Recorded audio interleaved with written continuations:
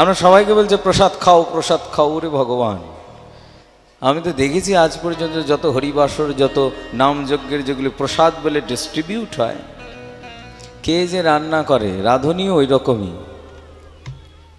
এক হাতে একটা বিড়ি ধরলো, বিড়ি ফুঁ দেয় আর রান্না করে।